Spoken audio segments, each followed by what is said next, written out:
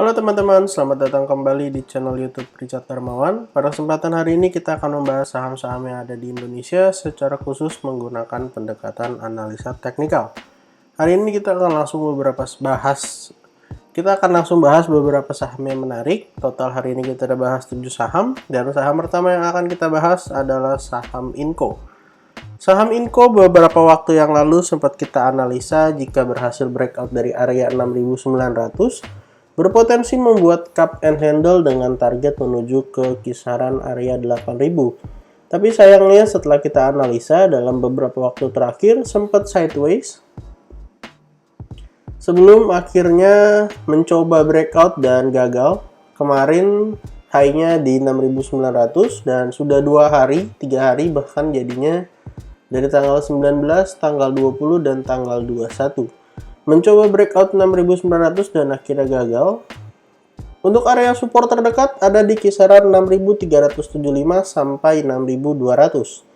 Jadi untuk sementara cup and handle-nya berpotensi batal karena tidak berhasil breakout, dan kita akan tunggu di area support yang ada, dan kalau ternyata sideways kita bisa buy on weakness lalu sell di area resisten.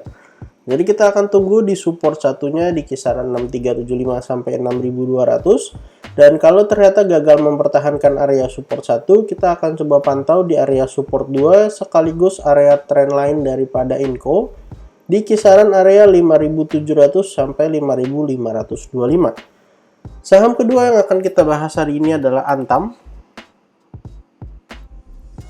Saham Antam beberapa waktu yang lalu sempat kita analisa membuat sebuah pola penurunan yaitu head and shoulders dengan neckline kurang lebih di kisaran area 1860. Setelah berhasil breakdown dalam beberapa hari terakhir, saham Antam tidak langsung mengalami penurunan tetapi sempat mengalami sideways ya teman-teman, di mana dia sideways kurang lebih di kisaran area 1800 sampai low-nya kurang lebih di 1770.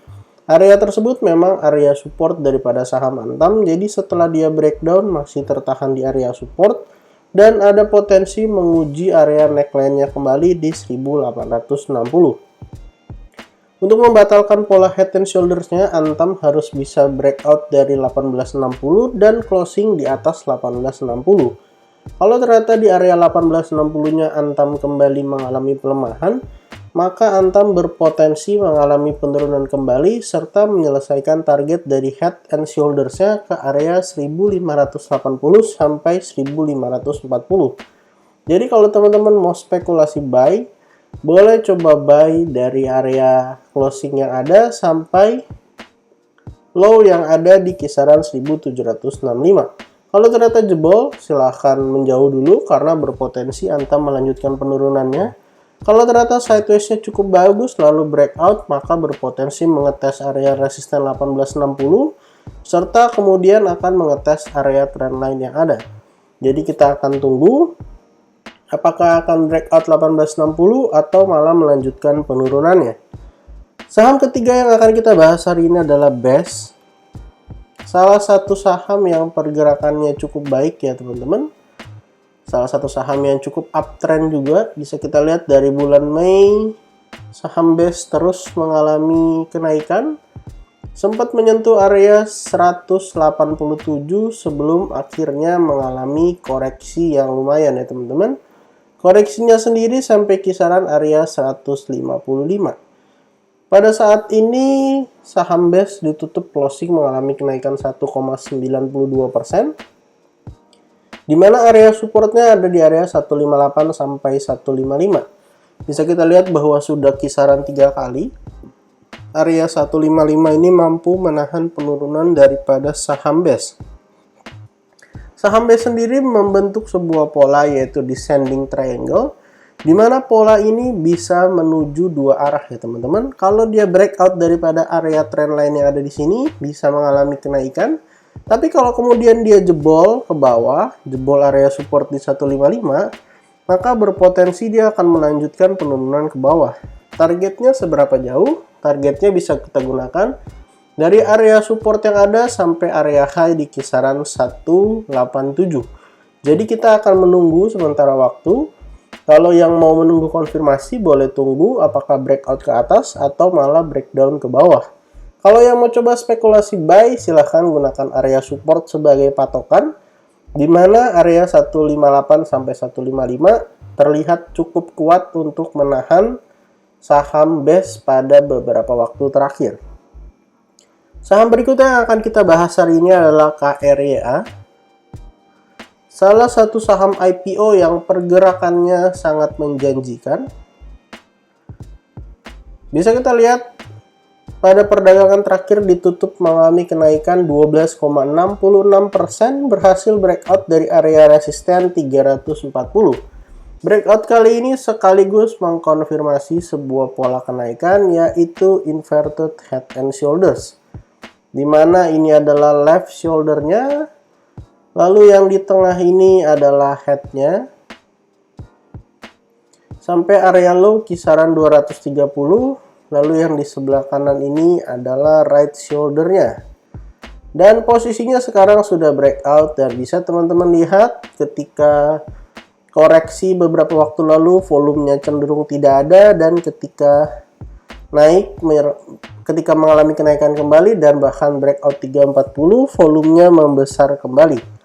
Kalau misalnya besok koreksi sampai area 340 330, bisa menjadi kesempatan untuk buy on weakness saham KRYA, dengan target terdekat adalah menuju area all time high di 386, dan berikutnya adalah menyelesaikan kenaikan daripada inverted head and shoulders-nya. Kita akan ukur dari area low yang ada di bawah sampai area 340. Kita letakkan di area breakout-nya.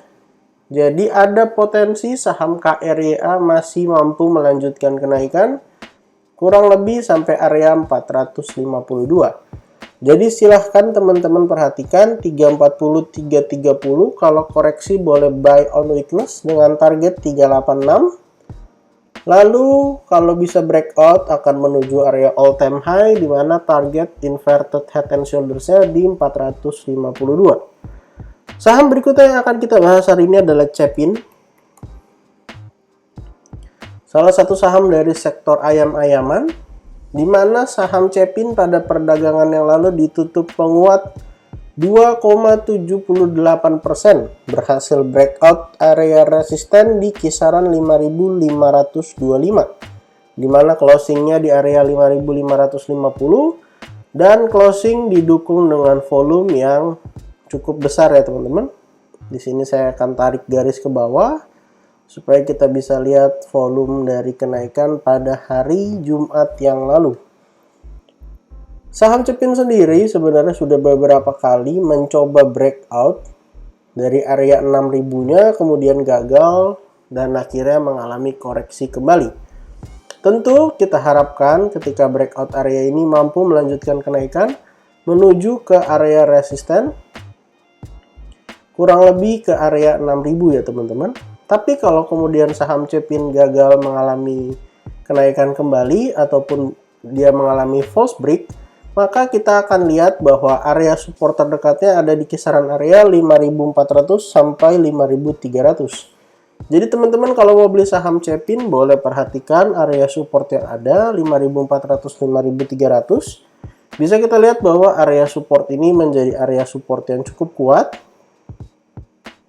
Di sini berhasil tertahan satu kali, lalu di sebelahnya juga berhasil bertahan dua kali, dan bisa kita lihat bahwa sebelumnya area support ini adalah area resisten. Jadi kita harap area ini mampu menahan kalau saham Cepin kembali melanjutkan koreksinya. Target terdekat tentu akan kembali menguji area 6.000, dan kita harapkan dalam waktu-waktu ke depan Cepin berhasil breakout area 6.000-nya. Saham berikutnya yang akan kita bahas hari ini adalah SMGR. SMGR pada hari perdagangan terakhir ditutup melemah 2,56%. Salah satu saham yang pergerakannya sangat baik sekali dan sudah berhasil breakout daripada area 7.700, di mana sekaligus mengkonfirmasi sebuah pola kenaikan, yaitu cup and handle ya teman-teman. Ini adalah cupnya, lalu ini adalah handle-nya. Posisinya sekarang adalah false break, tapi yang menarik adalah false break kali ini itu volumenya cenderung nggak ada, teman-teman. Nah, bisa kita lihat di sini. Volume perdagangan hari terakhir tuh dia false break 2,56% dengan candle yang lumayan besar. Tapi kemudian kita lihat di bagian volumenya cenderung mengecil. Jadi ada potensi untuk tetap melanjutkan kenaikan pada waktu-waktu yang akan datang. Untuk area support terdekat dari saham SMGR ada di area 7525 sampai 7400. Kalau ternyata area tersebut gagal menahan saham SMGR, berpotensi menguji area 7125 sampai area 7000. Bisa kita lihat bahwa area 7125 ini mampu dua kali menahan penurunan ketika SMGR mengalami koreksi. Serta sebelumnya area 7125 ini adalah area resisten ya, teman-teman. Kita tandain di sini, jadi kita bisa lihat bahwa area resisten become support. Jadi silakan teman-teman perhatikan dua area support yang ada, 7525 7400 serta area support keduanya di 7125 sampai 7000. Secara volume jelas bahwa SMGR masih ada potensi mengalami kenaikan lanjutan. Saham terakhir yang akan kita bahas hari ini adalah WIM, salah satu saham dari sektor rokok yang mengalami kenaikan signifikan dalam beberapa waktu terakhir. Bisa kita lihat kenaikannya itu, sebentar kita akan gunakan tools.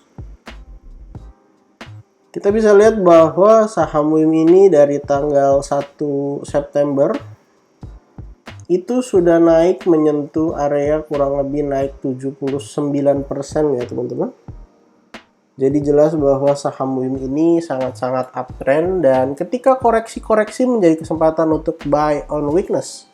Saham WIM pada hari perdagangan terakhir ditutup melemah 6,15%, melemah yang cukup besar dan disertai dengan volume yang juga besar ya, teman-teman.